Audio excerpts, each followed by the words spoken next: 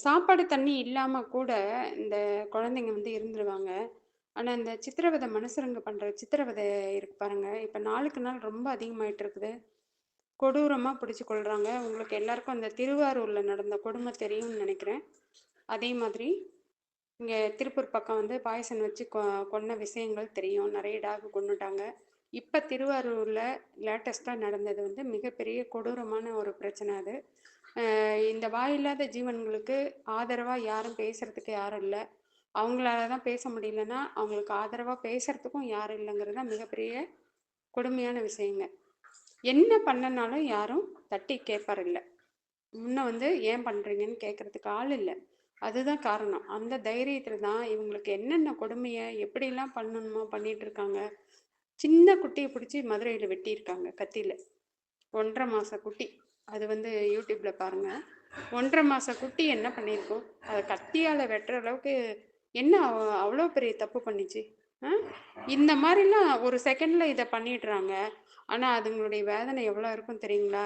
Life long அவங்க வந்து கால உடைஞ்சு, கைய உடைஞ்சு, 2 கால் இல்லாம, 1 கால் இல்லாம, அந்த கால் இல்லாத அந்த நிலைமையில வந்து போய் சாப்பாடு தேடிக்கிட்டு, குப்பையிலயும், வெயில்லயும் கடந்துகிட்டு, தண்ணி இல்லாம கடந்துகிட்டு, அவங்களுடைய வேதனைலாம் எப்படி இருக்கும்னு தயவு செஞ்சு மனுஷருங்க கொஞ்சம் கூட நெனச்சு பார்க்க மாட்டாங்களா?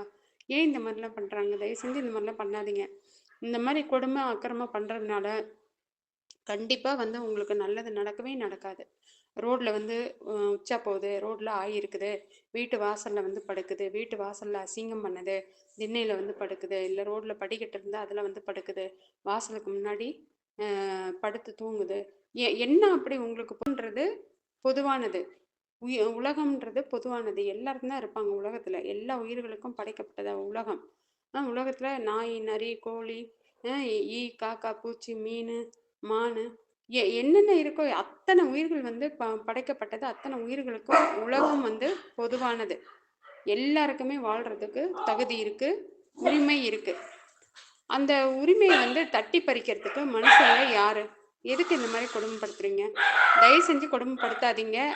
அப்படி இந்த உயிர்கள வந்து கொடுமைப்படுத்தினா, கண்டிப்பா அதுக்கான தண்டனை கிடைக்கும் அப்படிங்கிறது என் கண்கூடா என்னுடைய குட்டிகளுக்கு பண்ணுன கொடுமைக்காரங்களுக்கு என்ன தண்டனை கிடைச்சுன்னு நான் பார்த்துட்டேங்க. மிகப்பெரிய கொடுமைலாம் நடந்திருக்குது. பார்த்துக்குங்க. அவங்களுக்கு தண்டனை கிடைச்சிருச்சு. எப்படிலாம் கொடுமைப்படுத்துறாங்க. எல்லாருக்கும் தண்டனை வரிசையா கிடைச்சிட்டே இருக்கிறத நான் கண்ணுல பார்த்துட்டே இருக்கேன். தயவு செஞ்சு இந்த மாரி பண்ணாதீங்க.